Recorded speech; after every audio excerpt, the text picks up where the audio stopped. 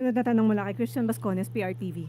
Yusek, isang buwan na lang bago ang nakatakdang SONA ng Pangulo. Kamusta pong paghahanda po? Naghahanda naman po. Naghahanda naman. Of course, definitely. Alright, follow-up question po. Last SONA, ang pinaka-magical word na binanggit ng Pangulo ay mahiya naman kayo. Ang tanong po ng bayan, nahiya na po ba ang sino man dapat na mahiya? At kasunod po na tanong, may katagang galing sa palasyo, managot ang dapat managot. Considering the fact na hindi pa rin nahuhuli po si former Congressman Zaldico, na-achieve na po ba, confident po ba yung palasyo na nakamit na yung hangarin sa transparency and accountability? Patungkol po sa unang tanong, tungkol sa nahiya na ba sila? Hindi po ang Pangulo at ang Palasyo makakapagsabi kung nahiya na sila. Dahil yung iba naman ay hindi pa umaamin. Pero sa tingin natin, yung mga umamin at nagsoli na ng mga milyon na pera, tingin natin ay nahiya na sila. Pero ang managot ay dapat na managot. Of course, nandyan pa rin po, absolutely. Yan ang nais ng Pangulo. Managot ang dapat na managot. Pero hindi man nahuhuli, tama po ba? Ano yung sabi niyo? Si Zaldico, di man pa nahuhuli si Zaldico. Hindi po umiikot ang flood control mess or investigation kay Zaldico lamang. Marami pang maaaring involved sa anomalya, maaari pang maraming korupsyon na naganap. Nandiyan na nga yung binabanggit ni dating Congressman Andaya na 2018 pa lang ay mayroon ng issue tungkol sa flood control projects at mayroon na ring issue tungkol sa ghost projects ng 2020. Ito ay mukhang hindi pa naiimbestigahan at mukhang hindi pa nahihiya ang dapat na mahiya dito. Okay, sunod na tanong mula kay Tina Maralit, The Manila Okay. Times. May follow-up question yata.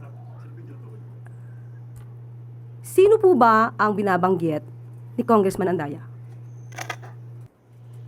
na hindi naimbestigahan at hindi mga napanagot?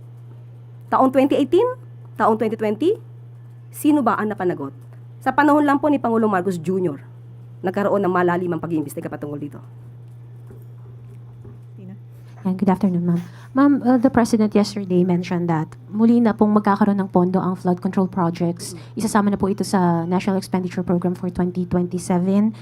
Kasama na po ba dito yung mga pinahintong questionable flood control projects? Depende po. Kasi kung yan po ay talagang project at nahinto lamang dahil sa hindi ginawa, naging ghost projects, pero kinakailangan gawin, kailangan po pondohan. Ano po kaya masisiguro na hindi na po mauulit yung massive corruption na nangyari in the past? Yan po ang pangako ni Pangulong Marcos Jr. And of course, nandiyan naman din po si Secretary Vince Dizon. Lahat naman po ay nakamonitor, pati po ang DBM ay hindi naman bibigay agad ng pera kung hindi po tama ang magiging proyekto. Yeah, ma'am. Ma'am, on another topic, over the weekend, Vice President Sara Duterte visited the earthquake victims in Sarangani. And habang ina-address niya yung crowd, she quote-unquote jokingly said na ang mga masamang damo matagal mamatay, BBM. Sinundan niya ito ng statement na umuwi na tayo, baka suspended na tayong lahat dahil grabe talaga silang mamersonal. Dahil daw po mahilig mag-suspend ng mga opisyal ang administrasyon sa mga nagkikriticize dito. Ang reaction po.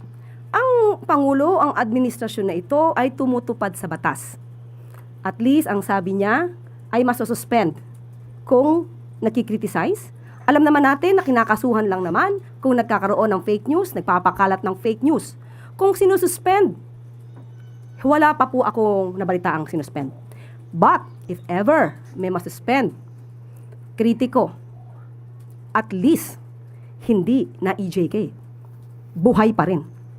Patungkol naman sa sinasabing masamang damo, madaling mamatay, BBM, sa aking pagkakaalam ay nabanggit niya si dating Pangulong Duterte, kinukwento niya about this.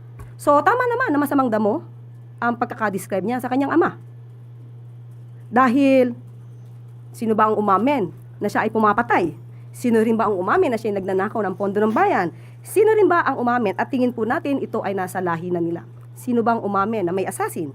Sino ba ang gumagamit ng marijuana habang siya ay presidente na? Yan naman ay inamin lahat ng kanyang ama. So maybe, tama ang Pangulo, tama ang Vice Presidente sa pagkakadescribe sa kanyang ama na masamang damo. Pero yung tungkol sa matagal mamatay, ang Pangulo naman, nung siya ay nagkasakit, at mukhang maraming humihiling na siya ay mawala na dahil maraming gusto na siya ay mawala sa pwesto. Anong sabi ng Pangulo? Huwag naman kayong masyadong excited. Diba? yung mga nagmamadali lang siguro na makapwesto. Yan ang humihiling na mawala ang Pangulo. Pero ang sabi ng Pangulo, huwag kayong excited. Ma'am, what do this so-called jokes? Anong signal po kaya ang nabibigay nito sa publiko? Especially, it came from the second highest official in government. Katulad po at uulitin ko, kapag ang Vice Presidente ay walang binabasang script, lumalabas ang tunay na kulay, lumalabas ang tunay na anyo. Kung kayo mismo nakakakita na hindi maganda, para sabihin ito mula sa pangalawang mataas, nag-occupy ng pangalawang mataas na posisyon. Ibig sabihin, mali ang kanyang ginagawa kahit ito ay pabiro. Thank you, ma'am. Okay, sunod na tanong mula kay Jervis Manahan, ABS-CBN. Magandang hapon po, Yusek. 2 weeks before the start of the impeachment trial, naglabas po si Vice President Sara Duterte ng accomplishment report na doon po nakadetalya yung mga nagawa ng kanyang opisina for the past year. Ano pong komento po ng Palace po doon sa mga kanyang accomplishments? Okay. Noted. Part po noon sa kanyang accomplishment report, sinabi po niya na mas nahihirapan siya na maglingkod sa sambayan ng Pilipino dahil sa mga baseless criticisms at mga systematic attacks laban po sa kanya. Siguro talagang challenging sa kanya ang mga ganitong klaseng report kasi ang pagre-report sa taong bayan hindi naman nakukuha sa numero lamang. Tandaan natin, ang kanyang mga pagre-report, pinupuna na noon pa ng COA, ng Commission on Audit, katulad nitong 3.4 million pesos patungkol sa magnegosyo taday. Okay? Ito yung patungkol sa 4,400 plus entrepreneurs supported. Pinuna ito ng COA at sinasabi na ito ay walang mga feasibility studies, walang evaluation ng DTI at ng Philippine Deposit Insurance Corporation, walang written agreement prepared by the OVP with the PDIC and DTI. Mga bagay na dapat na isinasagawa, otherwise, ikaw talaga ay mapa-flag ng COA. At meron pa po mga na-flag na mga tungkol sa distribution ng mga ayuda. Kulang-kulang ang listahan ng mga rice beneficiaries, walang mga situational reports or mission orders na magsusupport sa pamamimigay ng mga ayuda. So, tingin natin, hindi po natatapos ang pagre-report sa numero lamang na nakikita natin ngayon, kundi dapat ito ay mabigyan ng basihan kung totoo bang ito ay naipamigay dahil marami na pong naibalita noon na may mga ghost students, ghost vouchers, ghost school materials, ghost food packs. So, sabi nga natin, dapat makumpleto ang report, hindi lamang sa numero. Kaya it would be very challenging for the Vice President. Sunod na tanong mula kay Ivy Reyes, Billionario News. Hi, ma'am. We know the palace doesn't want to intervene in the impeachment trial of the vice president, but what does Malacanang make of the defense team's wishes to omit or remove 28 documents from the prosecution's presentation of evidence? Isa po rito yung SALN ng BISE on specific years, and we know how much value SALN holds as seen in the conviction of Corona before. Katulad ng sinabi mo, hindi naman makikialam ang palasyo, ang administrasyon sa magiging trabaho po ng Senado. Pero sa ating pagkakaalam, ito yung pinaka-core. Ito yung pinaka-meat ng kaso, ng complaints laban sa kanya tungkol sa di umanong unexplained wealth. So, kung pinapatanggal niya ito, papaano niyang maipapakita sa bayan na siya ay tuwid at malinis at walang unexplained wealth? And follow-up lang po dun sa pagtawag niyo po ng reasonable dun sa edad na 12. Is that a confirmation that Malacanang is for the lowering of the age of criminal liability? Wala pa pong napag-uusapan tungkol sa edad. Pero ang sabi nga natin, kung ano man na maibibigay na version ng Kongreso, at titignan po yan ng Pangulo. Pero sa ating pagkakaalam, yes, open ang Pangulo kung mabababa man ang edad po. Okay, sunod na tanong mula kay Maricel Halili, TV5. Good afternoon, Yusek. Yusek, going back to the Tacloban incident, the Vice President released a statement about the incident, and I quote, "This tragedy also exposes the failure of the government to recognize the importance of intelligence gathering and identifying threats before lives are lost. We cannot continue reacting only after another child is hurt or killed." Ito pa po, sabi niya rin, "The continuing loss of young lives should serve as a wake-up call to this administration. The government must act now to make our schools safer and to better protect our learners." Your comment on that, ma'am? ibig sabihin, estudyante, dapat minomonitor para sa intelligence gathering. Hindi sila mga terorista. Sila ay mga estudyanteng mukhang di umanong gumunlang sa online gaming na marahas.